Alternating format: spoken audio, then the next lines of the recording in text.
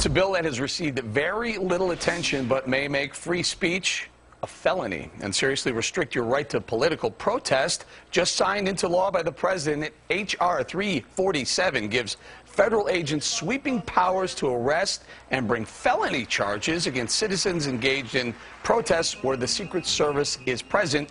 Joining us now with more, Fox News senior judicial analyst, good friend, Judge Andrew Napolitano. Judge, the thing that jumps out off the page, felony? Yeah, felony means more than a year in jail. This is not like a traffic ticket. For standing and protesting, the type of thing that for 230 years Americans took for granted because it was protected by the First Amendment, Congress shall make no law abridging the freedom of speech, has actually been abridged by legislation the president signed last Thursday, supported overwhelmingly by both parties, with very, very little public debate and very little debate in Congress. Basically allows Secret Service agents to decide where there are no free speech zones, not speech zones, no free speech zones. And anybody by the Secret Service can, protected by the Secret Service, can ask those agents to ban protests wherever they are. So I can think of 3 violations: speech violations, association violations, the right to petition the government for a redress of your grievances. What good is free speech if the people in the government are so far away from you that they can't hear you? Judge, what about keeping our elected officials safe?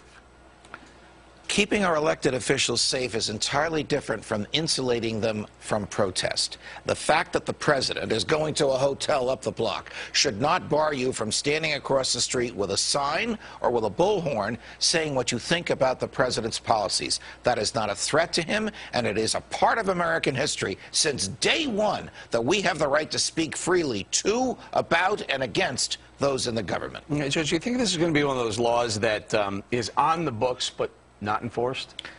I think it's one of those laws that's going to be enforced when the government wants it enforced. The problem, Eric, is it puts a lot of unbridled discretion in the hands of Secret Service agents who may very well say, you know what, boss, you've had a rough day. We'll keep everybody away from you. Or, you know what, boss, this crowd likes you, so we're going to let them, we're going to let you hear them.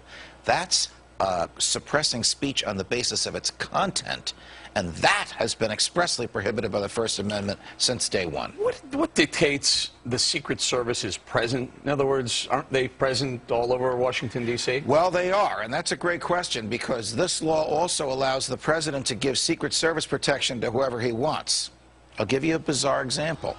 His campaign managers are coming to Washington to confer with him about the campaign. He can give them Secret Service protection. And then the Secret Service can say to the kids in the streets, you can't shout at David Axelrod, because the campaign manager, because the Secret Service is protecting him. This is a slow, creeping destruction of some of our basic liberties, and the president signed it in secret. And now some of the Secret Service are going to be providing services for the candidates now as well, right? Correct. So correct. People aren't going to be able to have their opinion about the candidates? If the Secret Service so declares, you won't be able to